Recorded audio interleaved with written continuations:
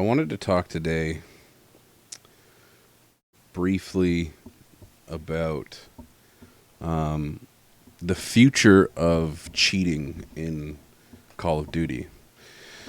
Now, I wanted to start this video off by saying I'm still trying some things out. I'm not a pro at YouTube videos, and largely my YouTube videos are done by me live streaming them and then exporting the VOD from Twitch to YouTube. Unedited, it's unfiltered, there's no script. I've kind of pre-planned some of what I want to say, but I haven't rehearsed it in any way. So it's all off the top of my head. And you know, if I repeat myself, somebody mentioned in one of the comments on the previous videos that don't repeat yourself. I apologize because you know it's hard to remember what I've said when I'm doing this shit and unediting it and whatever. But today's video is about cheating again. And as the title denotes, analysis Black Ops 6. So we have this new Black Ops coming out, and they've stated in the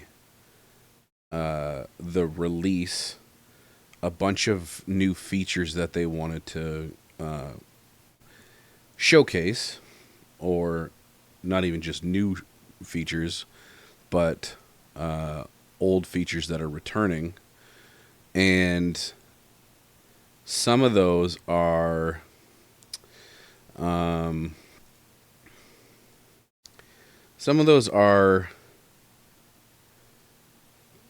the return of theater mode, as well as the inclusion of, they talk about in the here, I'll put it up here. They talk about in here the ability to change your HUD around. Now, Bad Boy B even talked about this in one of his streams. Where is this here? HUD placement. Yeah. They talk about HUD optimization in one of these panels. It's fucking... There's a lot of information here, so it's tough to sift through everything on the fly and recollect it. But they mention, like I said, HUD optimization. And basically what you're able to do with the HUD optimization is put your mini map wherever you want. Put basically maneuver, here it is here. Sorry. Heads up display optimization. You can put whatever you want wherever you want. And Bad Boy even talked about how this is enabling cheaters to get away with it. We've had instances where people are looking off to their left, claiming they're looking at their minimap when they're clearly looking farther beyond the minimap, as I've showcased in the Jowo video that I did. But you can see here they're talking about putting the minimap wherever you want and changing the whole layout, which, yes, it does effectively help cheaters, because they can now have it and say, oh, my minimap's on the right or whatever, and have their setup so that they're cheating. It is a bit of a shame that they're helping these hacker hunters, or not these hacker hunters, the hackers to some degree, or not even just hackers, the cheaters. It's making it harder for us to catch them, in essence. But I wanted to talk about something that, as I mentioned in the past, they're bringing back theater mode. Now, through all of this, there's a very small note of it at the bottom right here. Classic, Prestige, and theater mode. They go through all this stuff, and at the end of it, of course, it wouldn't be a Black Ops game if you couldn't rely on or relive all the action in theater mode, which we're happy to announce is also returning. It's like a footnote as far as I'm concerned, but it's an amazing thing that they're doing, that they're finally bringing it back. And here's why. I've got teed up theater mode in Call of Duty Cold War, Black Ops Cold War, or whatever the fuck it was called. I've got theater mode teed up right now for a game that I just played. I mean, I'm rusty at this game, so, bear in mind the whole point of this is to showcase what you can do, and also keep in mind that this is very, very fucking buggy as far as the theater mode goes. It's not fine-tuned. The pause button doesn't always work. I found that it was very glitchy at times when I was trying to test it out earlier.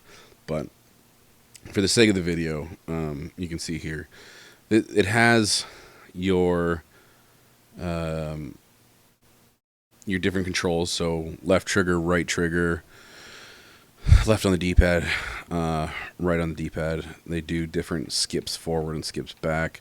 Left trigger, slow-mo. Right trigger's fast forward. A is pause and play. Y changes your camera view. Freeform, so you can see the whole map, which is kind of interesting.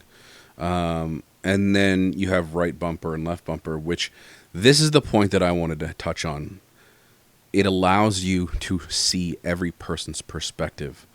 So you don't have to rely on kill cams to find cheaters. You can literally go into their perspective post-game and basically take the footage and go, here's the fucking cheat. You can see them locking onto targets, tracking through walls or whatever.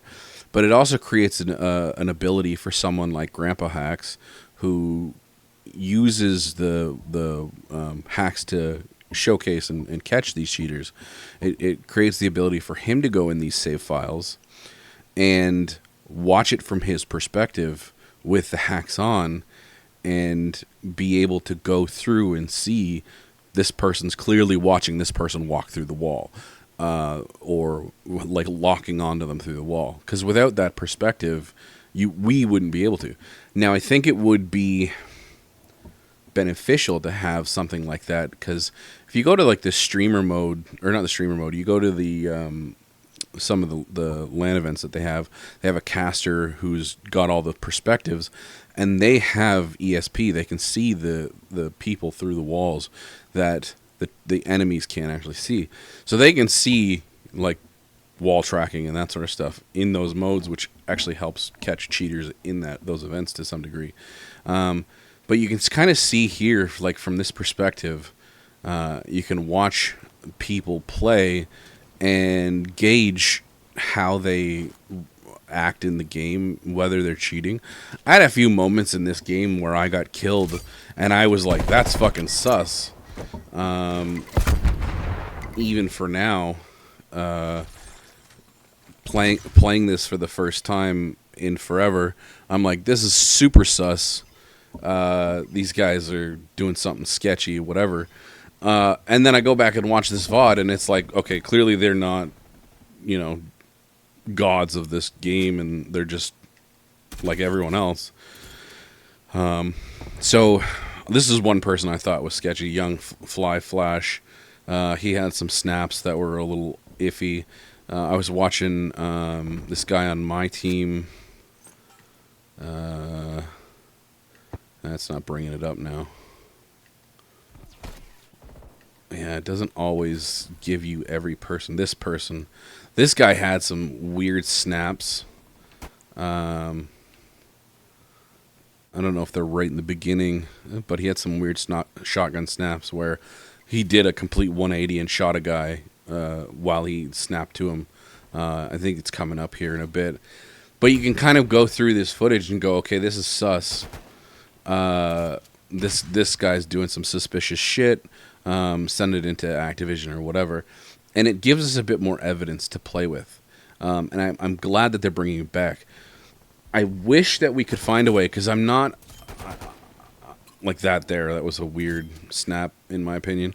I'm not sure if there would be an ability to bring this to Warzone. It would be great if they would, but to try and sift through, there have 120 people in Warzone right now in a map.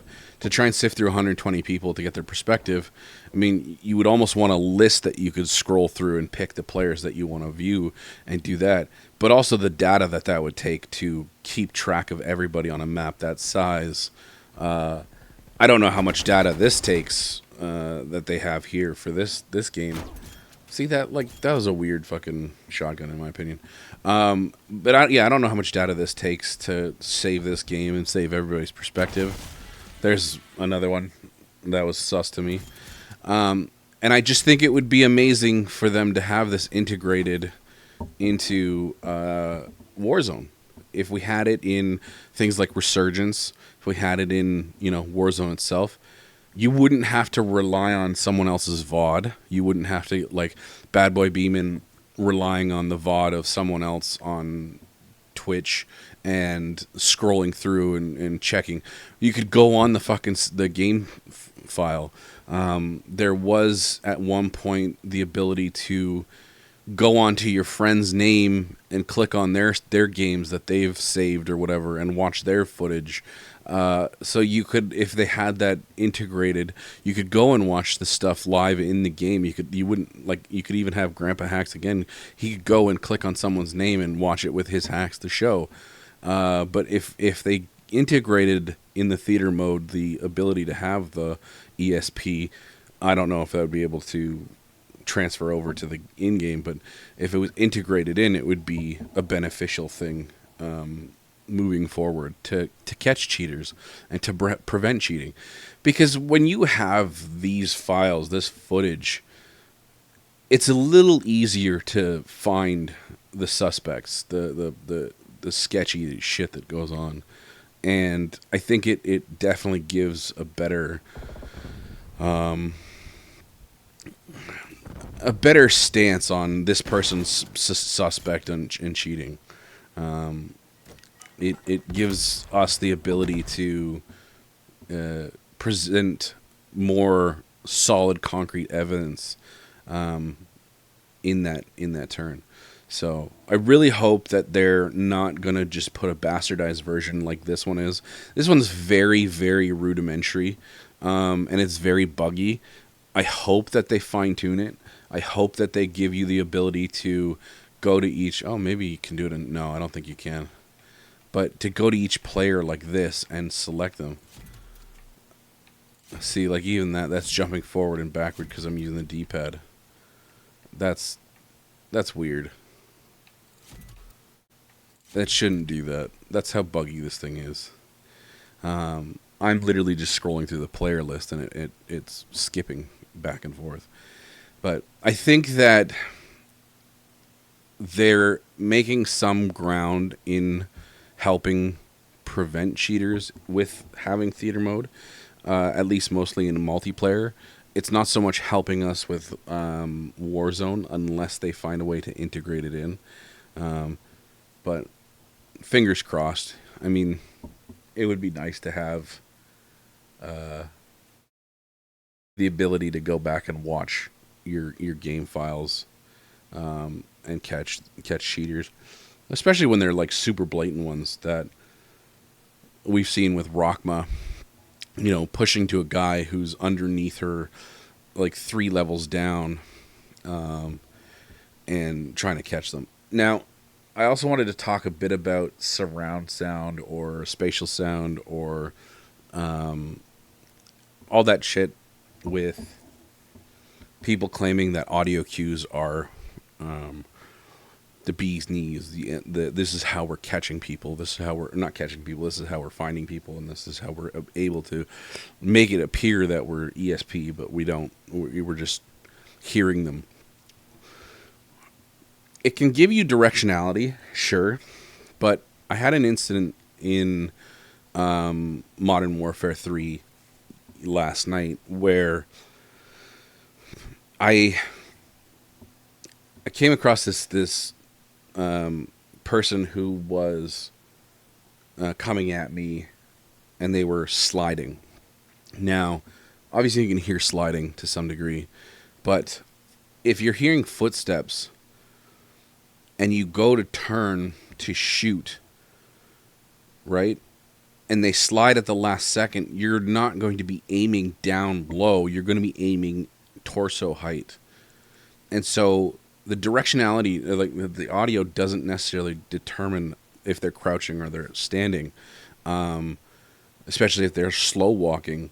The footsteps are going to be quieter, and you're going to think that they're standing. So if someone's crouching around a corner and you turn to shoot, again, there's instances where these people claim that it's audio, but you don't know if they're standing or they're crouching. You don't know what's happening when they're coming around that corner. So it's it still has its flaws to say that audio is what's creating them to be perfect shooters in that sense. And even still, if you have like the best headset with the best audio setup, it's not pinpoint accurate whatsoever. Now, who knows if that's going to change? Obviously, like I said, we've had spatial audio, which has changed audio in a weird way. But you've also got some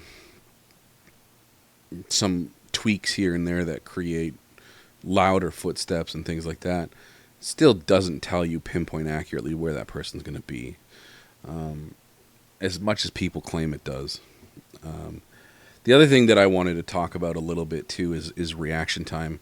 I know this is meant to be about Black Ops 6, and I feel like I covered all the stuff that I wanted to cover, meaning that theater mode is a benefit, but the changing of the HUD is a clusterfuck to screw with people.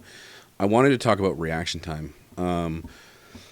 We've had instances where Bad Boy Beeman has called out people for their ability to track enemies with pinpoint accuracy. Where the person's doing zigzag movements and they're locked onto them, tracking them. That's blatant cheating. That's blatant aimbot. Some of the fastest reaction times in the world are F1 drivers. And you're going to tell me that these pro streamers, like the Joe Woes and the Z-Laners and you know, whoever else, you're going to tell me that they have faster reaction times than an F1 driver? I don't think so. You could do tests with them and compare them side to side, and they wouldn't even compare because they don't have that fast of a reaction time. And I think saying that, oh, you know, it's like mouse and keyboard is one thing, but there's some of these controller players that are so accurate. Your thumb cannot be that accurate. It's a physical impossibility to track someone perfectly, and, you know, not miss a shot and all that shit. The other thing is when they stop on a dime, again, a physical impossibility.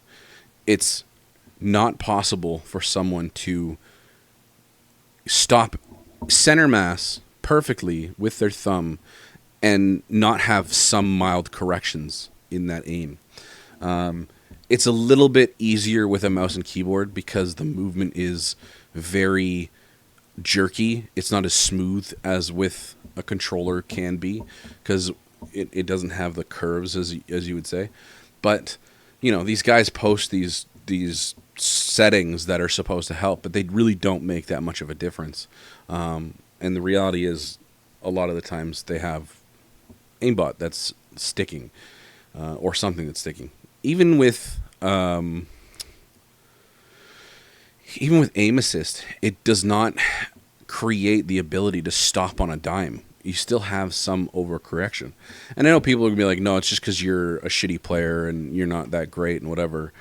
I mean, I do pretty good in hardcore. As long as there's no cheaters against me and I'm playing in somewhat fair lobbies. I'm either middle of the pack or top tier. You know, everyone has their bad games, and we're not perfect gods. But yeah, I think that people are too